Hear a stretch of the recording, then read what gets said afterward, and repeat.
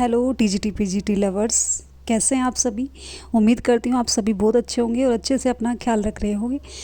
तो चलिए फिर देख लेते हैं आज का सेशन हम स्टार्ट कर लेते हैं। जैसे कि आप देख रहे हैं कि यहाँ पर कुछ मोस्ट इम्पोर्टेंट क्वेश्चंस मैं आप सभी के लिए लेकर आई हूँ और मैं आपको बता दूँ कि ये क्वेश्चंस मैंने अपने आप रेडी नहीं करे हैं। ये जो क्वेश्चन है हमारे, जो कि आपके 2005 में टीजीटी पोर्शन में जो आए हुए क्वेश्चन हैं, मैंने उन्हीं को उठाया है। क्योंकि हम क्या कर रहे हैं, यहाँ पर जो प्रीवियस ईयर्स के जो क्वेश्चंस हैं उनको एक बार रिवाइज करते हुए चलेंगे, ताकि हमारा स्कोर सही लेवल पे हम देख सकें कि हमारी किस तरह की तैयारी हो रही है, क्या उस लेवल पे हम काम कर भी पा रहे हैं या नहीं कर पा रहे हैं। तो इसी चीज़ को मैंने ध्यान में रखते हुए क्या किया है कि अब हम यहाँ से एक एक करके, यानी कि हम अपना प्रैक्टिस सेट लेकर चलेंगे और उन सभी क्वेश्चन को सॉल्व करेंगे। नेक्स्ट जो हमारा सेशन होगा वो जीआईसी का होगा और जीआईसी के जितने भी यानी कि प्रीवियस ईयर के जो क्वेश्चंस होंगे वो सब मैं लेके आने वाली हूँ।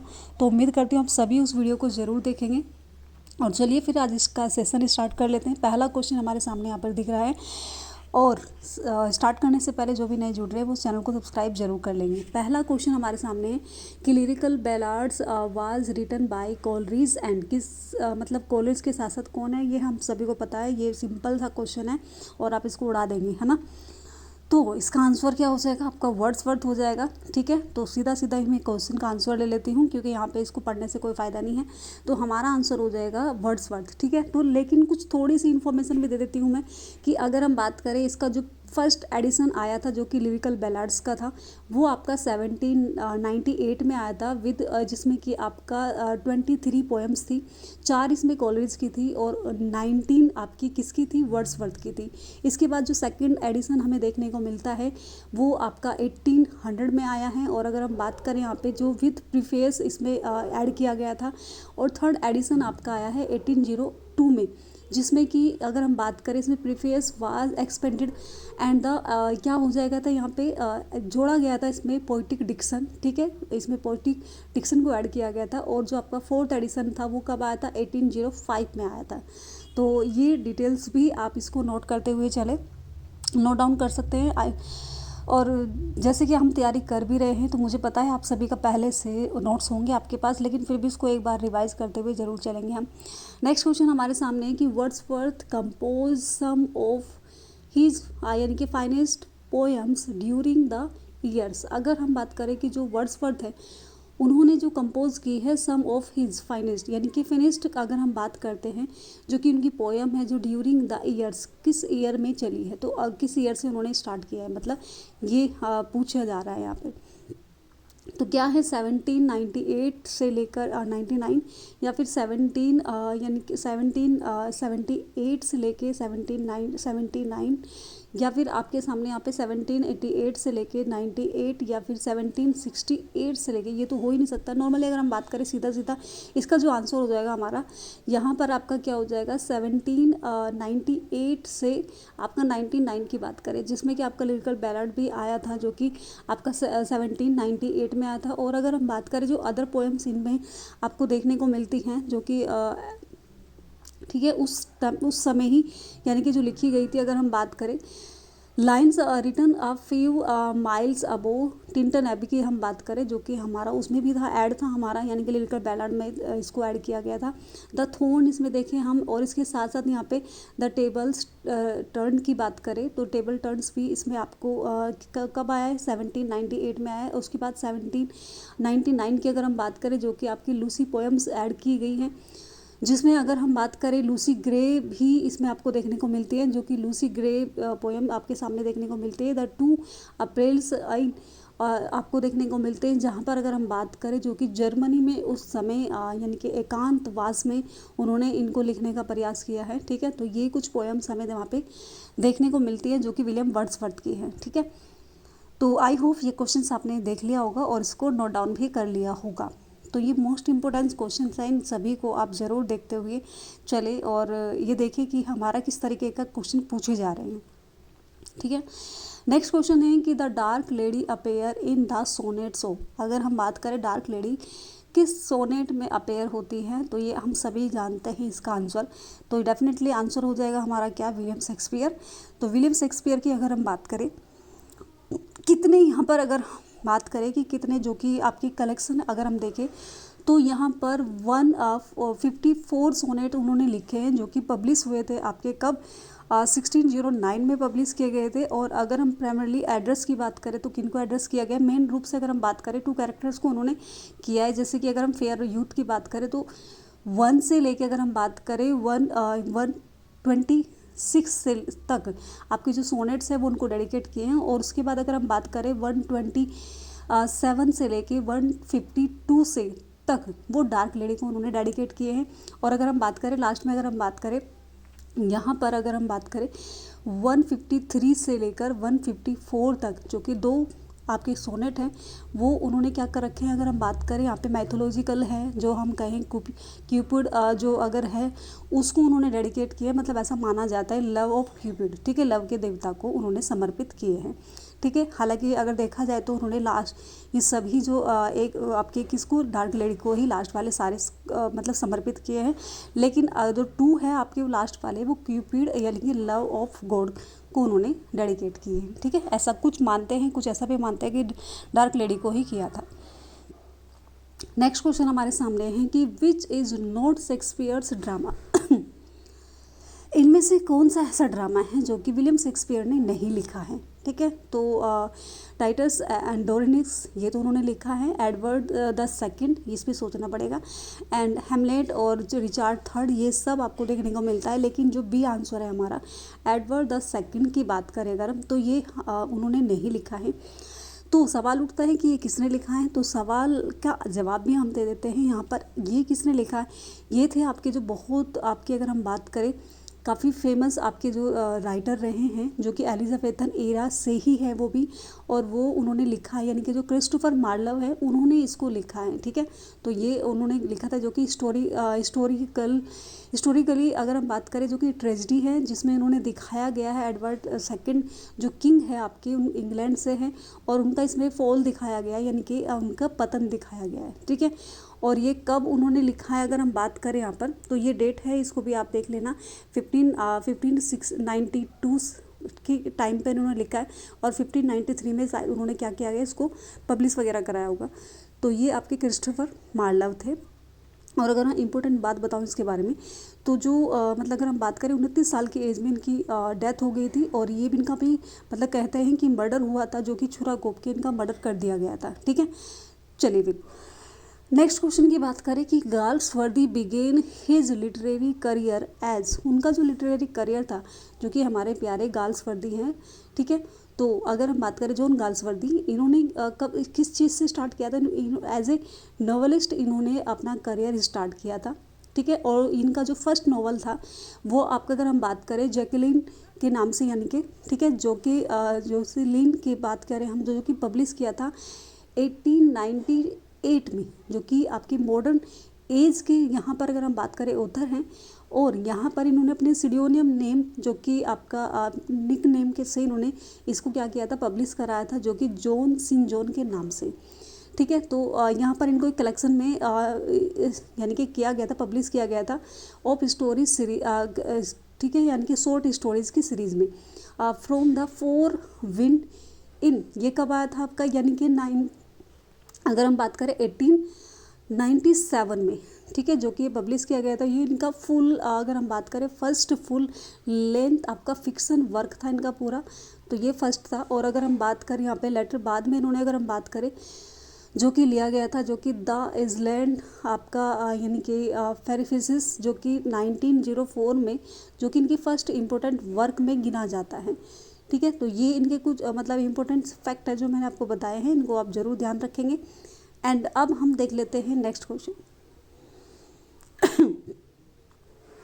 ठीक है। तो आई होप डिटेल्स आपने सभी ने अच्छे से नोट डाउन कर ली होगी, देख ली होगी। तो ये हमारे कुछ फैक्ट्स हैं और ये जो आपके जॉन गाल्सवर्दी हैं ये क्या हैं आपके यानी कि मॉडर्न एज के राइटर रहे हैं। नेक्स्ट नोवेला की हम बात करें तो इज़ अ वर्ड फ्रॉम, ये कहाँ से लिया गया है। ये जो क्वेश्चन है ना ये आपका ये भी जो हम बात करें एल्टी ग्रेड के जो पेपर एग्ज़ाम हुआ था हमारा इंग्लिश का उसमें भी ये क्वेश्चन आपको देखने को मिलता है। तो ये क्या था इटालियन, ठीक है, जो इटाली में क्या अगर हम बात करें इसको क्या किया गया था वर्ड वहाँ से लिया गया है। और अगर हम बात करें कि नोवेला इज़ अ वर्ड, ठीक है, यानी कि जो ड्राइव किया गया था इटालियन वर्ड से लिया गया है, specifically from the Italian term जो कि नोवेला से, यानी कि विच इज़ द फेमिनीज, कि अगर हम इसकी बात करें फ्रॉम द नोवेला, जिसका मीनिंग होता है नीव यानी कि नया, और फ्रेश मतलब ताज़ा, ठीक है। यानी कि अगर हम बात करें ऑर्गेनाइज्ड, ठीक है, ओरिजिनेटेड इन द, अब ये 18 सेंचुरी में अगर हम बात करें तब ये इसको मतलब देखने को हमें मिलता है नोवेला, तो 18 सेंचुरी में, ठीक है। Literary term for the short story, और या फिर नोवेला इसको कहते हैं, इनके नोवेले का मतलब क्या होता है, शॉर्ट स्टोरी या फिर छोटा मतलब नोवेल, ठीक है। तो इस चीज़ को हम यहाँ पे कह सकते हैं। हाँ, चलिए नेक्स्ट क्वेश्चन हमारे सामने है कि which of the following is a masque written by Milton. जो आपका मास्क्यू अगर हम बात करें जो जॉन मिल्टन के द्वारा लिखा गया है, तो वो क्या है आपका कॉमर्स, ठीक है। ये कॉमर्स आपको देखने को मिलता है। तो बाकी सभी आप हम बात करें जो कि मास्क्यू जो उन्होंने एक लिखा था वो था कॉमर्स, ठीक है। तो ये इसका आंसर है। लिसिडस नहीं है, ठीक है। एडोपिक यानी कि पेगेटिका नहीं है, और ठीक है, तो ये ही आंसर आपका यहाँ पे सही हो जाएगा। क्या हो जाएगा, कॉमर्स, ठीक है। चलिए फिर आगे बढ़ जाते हैं। आई होप क्वेश्चन समझ आया होगा और आपने इसका आंसर भी दे दिया होगा, या फिर आपने अच्छे से इसको लर्न कर लिया होगा, ठीक है। चलिए भाई थोड़ी सी अगर हम बात करें, जॉन मिल्टन ने कॉमर्स लिखा है, although known as the mask, ठीक है, प्रिजन, इसको मास्क नाम से भी जाना जाता है, ठीक है। तो ये अब कब लिखा गया था, ये 1694 में हमें देखने को मिलता है। कब, यानी कि 1694 में, ठीक है। तो ये उन्होंने तब, यानी कि अगर हम बात करें तब लिखा था, ठीक है जी। चलिए फिर आगे बढ़ जाते हैं नेक्स्ट क्वेश्चन की तरफ। और नेक्स्ट क्वेश्चन क्या है हमारा, अभी हम देख लेते हैं। तब तक आप जो भी नहीं जुड़ रहे हैं वो चैनल को सब्सक्राइब कर लीजिएगा, और अगर कुछ सेशंस अच्छा लगे तो प्लीज़ लाइक शेयर और सब्सक्राइब जरूर करते रहिए, ताकि मुझे भी मोटिवेशन मिले, मैं आपके लिए और अच्छे से प्रयास कर सकूं। नेक्स्ट है हमारे पास कि पोइटिक यानी कि justice as a term coin by, किसके द्वारा पोइटिक जस्टिक कॉइन की गई थी, ठीक है। तो कौन से यहाँ पे राइटर आपको सैमुअल जॉनसन देखने को मिलते हैं, जाफरी लीच है, या फिर अगर हम बात करें जॉन ड्राइडन है, या फिर थॉमस राइमर आपको देखने को मिलते हैं। तो कौन हो जाएंगे यहाँ पर, आंसर जो हमारा हो जाएगा क्या हो जाएगा, वो हो जाएगा आपका डी आंसर राइट हो जाएगा, थॉमस राइमर। थॉमस राइमर ने ही क्या किया था, यानी कि पोइटिक जस्टिक टर्म को कॉइन किया था, ठीक है। तो ये आपका आंसर है।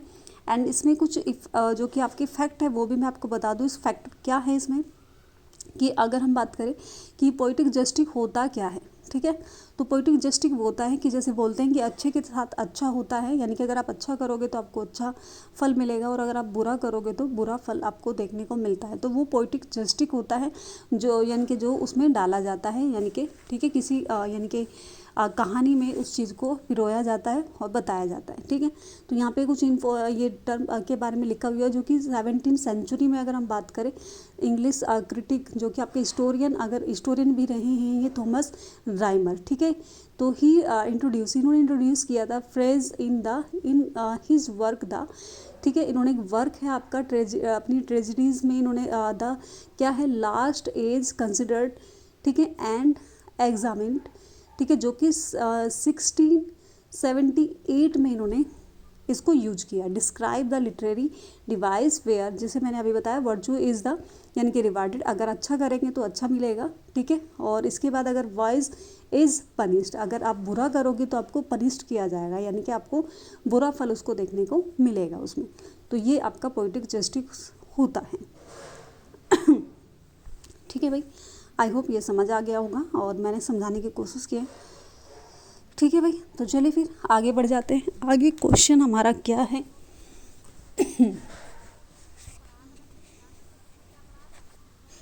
चलिए भाई नेक्स्ट क्वेश्चन हमारे सामने आता है। नेक्स्ट क्वेश्चन है कि शेक्सपियर वाज बोर्न इन, तो विलियम शेक्सपियर जो है वो कब बोर्न हुए थे, ठीक है। तो ये तो सिंपल आंसर है, ये तो आप सभी को पता भी होगा। तो क्या था, 15 क्या था, कौन सा आंसर यहाँ पे सही होगा, 1574 या 1563 या 1564 या फिर 89 आपको देखने को मिलता है। तो डेफिनेटली इसका जो आंसर आप सभी जानते होंगे, इसका आंसर हो जाएगा हमारा यहाँ पर 1564। ठीक है, 1564 में क्या हुआ था, 1564 यानी कि 23 अप्रैल 1564 में वो क्या हुए थे, उनका बर्थ हुआ था। और उनकी डेथ कब हुई थी, कब हुई थी भाई, तो वो डेथ हुई थी उनकी, यानी कि वो भी 23 अप्रैल, और क्या हुआ था, यानी कि 1616 में उनकी डेथ हो गई थी। तो ये भी फैक्ट हमें याद रखना है। नेक्स्ट अगर हम बात करें कि in which poem does the following statement appear, ये जो स्टेटमेंट अब नीचे दिया गया है, ये स्टेटमेंट अपेयर होता है किस में, जो कि सोलिट्यूड, ठीक है, यानी कि अगर हम बात करें सोलिट्यूटेड और समथिंग्स इज बेस्ट सोसाइटी, ठीक है, तो ये अगर हम बात करें सोलिट्रीट समथिंग्स इज बेस्ट सोसाइटी आपको देखने को मिलता है, जो कि पैराडाइज रिगेन में है, या फिर लिसिडस में है, या फिर पैराडाइज लॉस्ट में है, या फिर कॉमर्स में है। तो किस में हो जाएगा, यहाँ पे पैराडाइज रिगेन में आपको देखने को मिलता है। ठीक है, तो ये क्या है आपका, यानी कि अगर हम बात करें यहाँ पर इसमें आपको देखने को मिलता है पैराडाइज रिगेन में। नेक्स्ट है कि वर्ड्सवर्थ पोएम्स, जो कि वर्ड्सवर्थ की जो पोएम है मोस्टली डील विद, वो डील करती है किस चीज़ को करती है, क्या वो पॉलिटिक्स चीज़ों को दिखाती है, या फिर सिटी लाइफ को दिखाती है, नहीं, वो सिटी लाइफ तो उन्हें पसंद ही नहीं थी, और पॉलिटिक्स के बारे में भी वो नहीं लिखते हैं। तो हम्बल एंड आपकी रस्टिक्स लाइफ को दिखाते हैं, या फिर रिवोल्यूशंस को दिखाते हैं। तो किसको दिखाते हैं, हम्बल लाइफ, हम्बल चीज़ों को, हम्बल मतलब एंड रेस्टिक लाइफ को वो दिखाने में विश्वास करते हैं। ठीक है, क्योंकि वो क्या थे, वो नेचर प्रेमी थे, नेचर लवर थे, और उस नेचर के से रिलेटेड ही वो चीज़ों को बताते हैं। Wordsworth before his death, Wordsworth की डेथ से पहले ठीक है, रेजिडेटेड एज, वो कहाँ मतलब रेजिडेट थे, यानी कि कहाँ वो रह रहे थे। ठीक है, तो कहाँ पर आपके, अगर हम बात करें डायल माउंट में बात करें, या फिर यानी कि ग्रेसमायर, ठीक है, या फिर यानी कि ग्रेसमायर पोर्सनेस, या फिर नॉर्मली आंसर हमारे सामने यहाँ पे आ गया है रेडाइल माउंट में, रेडल माउंट में वो क्या कर रहे थे, लास्ट में वहाँ पर वो रह रहे थे। ठीक है, अगर हम बात करें कुछ इंपॉर्टेंट फैक्ट की, तो William Wordsworth before his death, ठीक है, रेजिडेंट्स वो रेडाइल माउंट में रहे, और लोकेट इन द, वो कहाँ पर है, लेक डिस्ट्रिक्ट्स के नाम से जो जाना जाता है। ठीक है, एम्बलेस्ड जो कि साइड इंग्लैंड में है। और की डिटेल्स की अगर मैं बात करूं यहाँ पर, जो कि फाइनल ईयर की बात करें, जो कि हमारे सामने यहाँ पे considered he live at Rydal Mount 4, यानी कि कितने ईयर रहे हैं वो, 37 ईयर वहाँ पर रहे हैं, फ्रॉम 1818 यानी कि 1813 अंटिल हिज डेथ इज़ 6 यानी कि 1850 तक वो वहाँ पर रहे हैं। 18 यानी कि 1813 से लेके 1850 तक वो वहाँ पर रहे हैं। और डेथ की अगर हम बात करें, जो कि इनकी डेथ कब हुई थी, 1850 अभी बताया है, यानी कि 23 अप्रैल, इनकी डेथ भी 23 अप्रैल को ही हुई थी। और इनको बैरिड कहाँ किया गया था, मतलब दफनाया गया था, तो यहाँ पे सेंट ओसवाल्ड चर्च यार्ड में इनको, ग्रेसमेयर में वहाँ पर इनको दफनाया गया था। ठीक है, तो वहाँ पर इनको बैरिड किया गया था, बैरी किया गया। तो ये चीज़ हमें ध्यान रखना है। नेक्स्ट क्वेश्चन हमारे सामने है कि विलियम वर्ड्सवर्थ टिंटन एबे इज, हालांकि मैं इसको एडिट करना भूल गई, इसमें इसको कैपिटल लेटर करना भूल गई, तो लेकिन बस जल्दीबाजी में लिखा गया है। तो ये आपका जो क्या है, टिंटन एबी है, हाँ वो क्या है, क्या वो ड्रामेटिक मोनोलॉग है, या फिर ड्रामेटिक लिरिक है, इपिक है, या फिर क्या है, वो ड्रामेटिक मोनोलॉग है, जो कि आपका टिंटन एबी है। क्या है, ड्रामेटिक मोनोलॉग है, जिसको वो क्या करते हैं, यानी कि बताते हैं अपनी सिस्टर को, अपनी सिस्टर के सामने उस टिंटन एबी के बारे में वो सुनाते हैं, वो उनकी वहाँ की वो जो बातों को करते हैं, और उनके सामने वो उस बात को डिस्कस करते हैं ड्रामेटिक मोनोलॉग के रूप में। ठीक है जी। नेक्स्ट क्वेश्चन है हमारे पास कि the prelude by Wordsworth was part of a vast work which was to be called. तो ये क्या है आपका, अगर हम बात करें, जो कि वास्ट वर्क इसमें देखने को मिलता है, तो रिक्ल्यूज, द रिक्ल्यूज यहाँ पे हमें देखने को मिल जाता है। नेक्स्ट क्वेश्चन, ठीक है, रिक्ल्यूज यहाँ पर देखने को मिलता है। नेक्स्ट क्वेश्चन है कि इन 1805 में Wordsworth which poems was written, कौन सी उनकी पोएम थी जो कि क्या हुई थी, रिटन थी, यानी कि लिखी गई थी। तो Tintern Abbey, the prelude, Lucy poem, या फिर द सोलिटरी रिपर। तो कौन सी थी, द प्रील्यूड, उन्होंने मतलब लिख दी थी, कंप्लीट कर दी थी, लेकिन वो उसको पब्लिश नहीं कर पाए थे। ठीक है, तो पब्लिश कब हुई थी वो 1850 में हुई थी, उनकी डेथ के बाद, जो कि उनकी वाइफ मैरी हचिंसन ने उसको पब्लिश कराया था। तो ये आपका फैक्ट है, इसको भी आपको याद रखना है। नेक्स्ट क्वेश्चन है कि the lower class was represented in Galsworthy. जो गाल्सवर्दी हैं हमारे जॉन गाल्सवर्दी, वो अब लोअर क्लास को दिखाते हैं। तो वो रिप्रेजेंट करते हैं किस में, किस वर्क में? तो द कंट्री हाउसेस में वो क्या दिखाते हैं, लोअर क्लासेस को दिखाते हैं, वहाँ की चीज़ों को दिखाते हैं कि किस तरीके से उनके साथ मतलब क्या होता है, यानी कि भेदभाव होता है, उस तरह से दिखाया जाता है कि जो अपर क्लास है वो उन पे हावी होती है लोअर क्लासेस पे। ठीक है, वो चीज़ वहाँ पे देखने को मिलती है। ठीक है, और अगर हम बात करें यहाँ पर जो कि सर्वेंट हो सकता है उसमें यानी कि जो आपके फार्म हैंड्स होते हैं, एंड जो कि आपके टेनेंट्स होते हैं, यानी कि जिनके पास इनकी ज़मीन कम होती है, उसके बारे में दिखाते हैं उस चीज़ को, या फिर वो स्टेट वगैरह हम देखने को मिलता है यहाँ पे थ्रू एवरी, यानी कि जो कि अपेयर होता है यहाँ पर। इन चीज़ों को वो दिखाने का कोशिश करते हैं। द नोवेल यानी कि फोकस, उनका जो नोवेल्स होते हैं वो फोकस करते हैं लैंडेड जेंडरिटरी अपर क्लासेस को एंड लोअर क्लासेस को, जो कि इंडिविजुअल जो कि सर्वे करती हैं, यानी कि as a backdrop to highlight the feudal structures of rural, यानी कि रूरल जो कि एडवार्डियन इंग्लैंड में जो चीज़ें होती थी, जो दिखाई जाती थी, उस चीज़ को वो ही क्या करते हैं, इनके वो क्या है प्रॉब्लम प्लेस जो लिखते थे। तो प्रॉब्लम प्लेस वो क्या करते थे, उन सब चीज़ों को यानी कि अपर क्लासेस और लोअर क्लासेस को दिखाकर उस बेस पर ही वो लिखते थे, उन चीज़ों को बताते थे, यानी कि जो उस वक्त हो रहा था उस चीज़ को ही वो अपने प्लेस में दिखाते थे, अपने वर्क में दिखाने की प्रयास करते थे। ठीक है तो आई होप क्वेश्चन समझ आ गया होगा। नेक्स्ट क्वेश्चन की बात करें अगर हम यहाँ पर, तो Paradise Lost was written by Milton in the, ठीक है, dash phase of his life. ठीक है, अगर हम बात करें कि पैराडाइज लॉस्ट जो लिखा गया था वो उनकी लाइफ का कौन सा हिस्सा था, कब लिखा गया था? तो लास्ट में लिखा गया था, और लास्ट में भी अगर हम बात करें तब वो ब्लाइंड हो चुके थे तब लिखा गया था। तो अगर हम बात करें मिल्टन 1608 की बात करें तो उनका जन्म हुआ था, और उनकी मृत्यु कब हुई थी, 1674 में हो गई थी। उन्होंने कंपोज एपिक जो कि आपका अगर हम बात करें पोयम जो कि बिटवीन अप्रोक्सीमेटली अगर हम बात करें 1658 में लिखना शुरू किया था और कंप्लीट किया था 65 में कंप्लीट किया था। पीरियड ऑफ द, इनके अगर हम फॉलो इनकी बात करें, जो रेस्टोरेशन यानी कि रेस्टोरेशन ऑफ द यानी कि जो यानी कि मोनार्की वगैरह उसको दिखाने का प्रयास किया, और उसको जो पब्लिश किया था उन्होंने वो 1667 में वो क्या हुई थी, यानी कि अगर हम बात करें उसका फर्स्ट एडिशन आया था, और जो लास्ट एडिशन उसका 12 बुक में जो आया था वो कब आया था आपका, वो आपका 1674 में आपको देखने को मिलता है।